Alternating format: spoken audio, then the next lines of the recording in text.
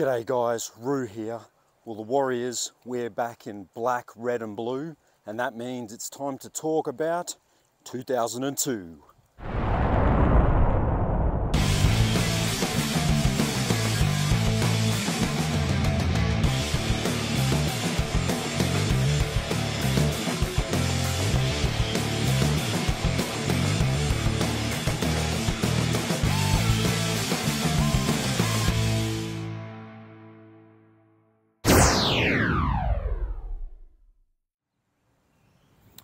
Hey guys, so I'm just out here on a Easter Saturday afternoon stroll ahead of the big game tomorrow, Easter Sunday. It's the Roosters versus the Warriors, and what is going to be commemorating 20 years since the 2002 Grand Final. Both teams are going to be wearing replica heritage jerseys, much like the one I'm wearing now. That's the original 2002 jersey, but how good does the new Puma version look? Roosters also going to be wearing a variation of their white jersey as well. 2002, well, what a season that was, especially for us Warriors fans. Who will ever forget that? Our first minor premiership, and making it all the way to the grand final.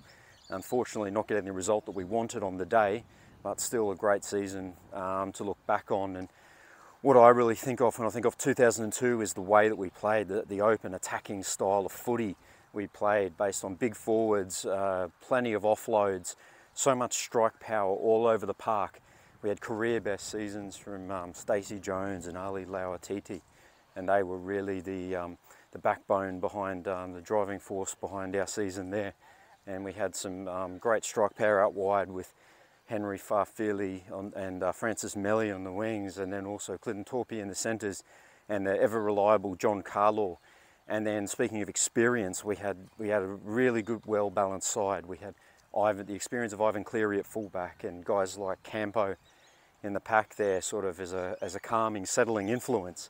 So it was a really well balanced side, and yeah, there was a lot of young guns coming through, a lot of young guys, and who will ever forget young Lance O'Hire making his debut that season as well.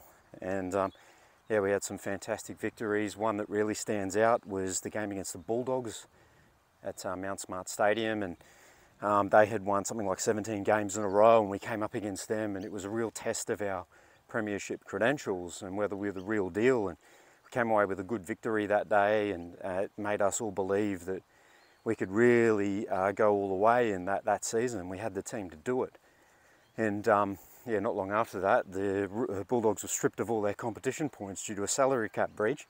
So we ended up with a minor premiership. Yeah, so fantastic memories there, and a couple of personal memories of mine. I'm going to go all the way through to the preliminary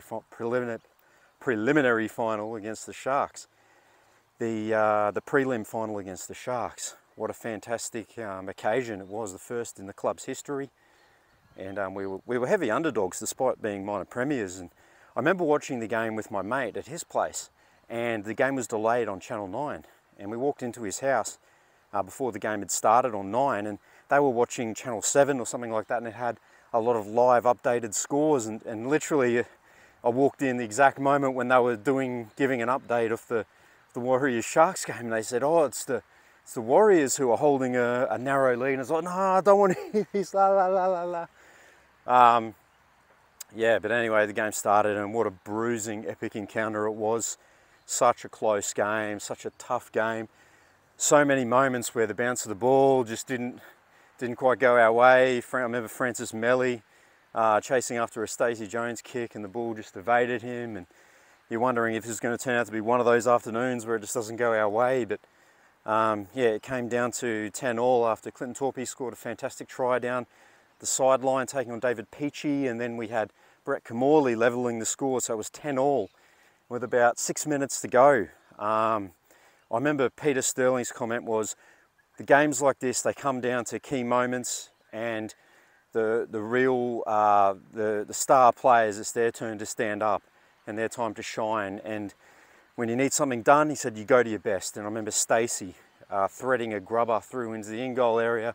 Who'll ever forget it? Johnny Carlaw steaming onto the ball, bolted to his chest and scoring to make it 16-10, sending us into raptures. And yeah, we closed out the final minutes, and just the wild scenes with, as you remember, with like Turks and Campo and Jerry, see you and everyone on the sideline. And it was a massive moment for us because we'd never made the grand final before. Only 2 years ago, it looked like the club was going to be extinct.